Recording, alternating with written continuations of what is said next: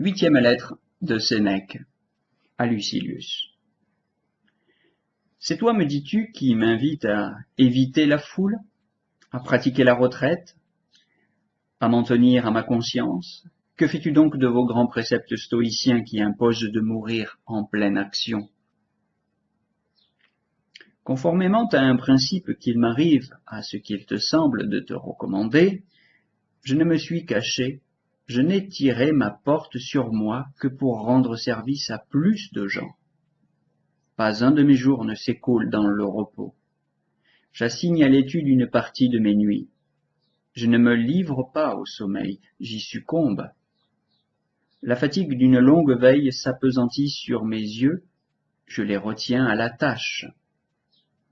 Je me suis retiré du monde et des affaires de ce monde, à commencer par mes propres affaires.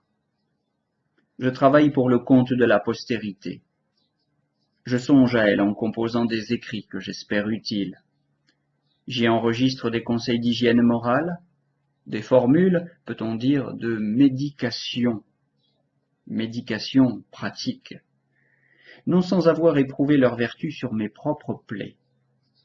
Mon mal n'a pas disparu, sans doute. Au moins, il ne s'étend plus. Moi qui ai découvert le droit chemin bien tard, quand j'étais las de mes égarements, je l'indique aux autres. Et je leur crie, évitez tout ce qui a l'agrément du vulgaire, avantage que le hasard répartit. Devant l'aubaine imprévue, suspendez le pas, défiez-vous, tremblez. C'est la bête des bois, c'est le poisson qui se laisse prendre aux séductions de l'espoir. Munificence de la fortune, pensez-vous, c'est un piège. Quiconque parmi vous veut assurer sa sécurité devra fuir au plus loin la glu de ses largesses, qui parachèvent notre misère au moyen d'une autre illusion. Nous pensons tenir. Nous sommes pris. Vous courez pour arriver droit aux abîmes. L'aboutissement d'une vie de récessio, c'est de crouler. J'ajoute qu'il ne nous est même pas loisible, quand la postérité nous pousse hors du droit chemin, de nous arrêter, de sombrer du moins à pic ou tout d'un coup, car la fortune ne se contente pas de retourner l'esquif, elle le bouscule, elle le fracasse. Tenez donc cette règle d'existence rationnelle et salutaire, de n'accorder à votre corps que juste ce qu'il faut pour se bien porter. Appliquez-lui un traitement un peu rude, autrement il obéira mal aux suggestions de l'âme. Ne mangez que pour calmer la faim. Ne buvez que pour étancher la soif. Vos vêtements ne seront qu'une sauvegarde contre le froid. Vos maisons rien qu'une défense contre les intempéries. La bâtisse est-elle faite de gazon ou de marbre étranger aux nuances diverses? Il n'importe. Sachez que l'homme est aussi bien à couvert sous le chaume que sous une toiture dorée. Dédaignez tout ce qu'arrange pour l'ornement et la décoration un art superflu. Songez que rien n'est admirable, sauf une âme qui ne trouve rien de grand si elle est grande.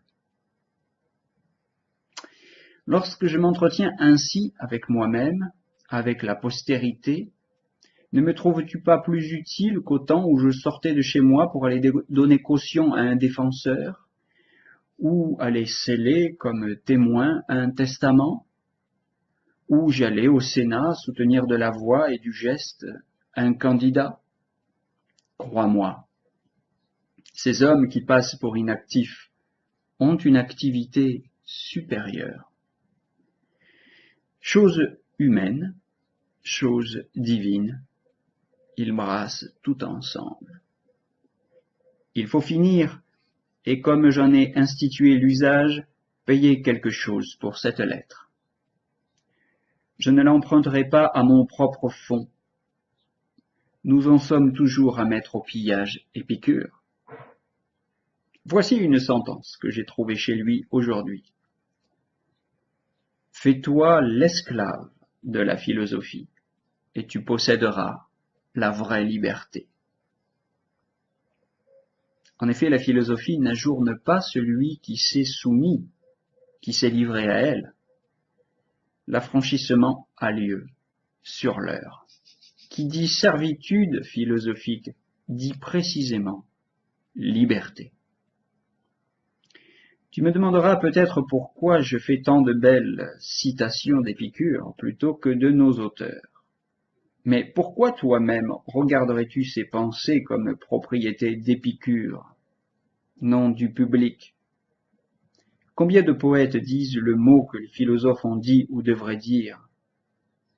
Je ne toucherai pas au genre tragique non plus qu'à notre genre national de la Toggata, qui comporte lui aussi du sérieux et tient par là le milieu entre la comédie et la tragédie.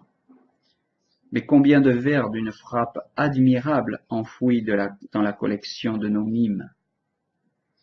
Que de pensées du Publilius, qui devrait avoir pour interprète non des pitres déchaussés, mais des tragédiens en cothurne.